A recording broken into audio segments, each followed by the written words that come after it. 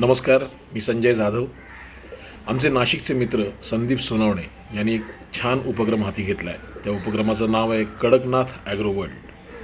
कडकनाथ चिकनबद्दल मी तुम्हाला काय सांगणार. Kadaknath chicken is helpful for diabetes patient, asthma patient, T B patients.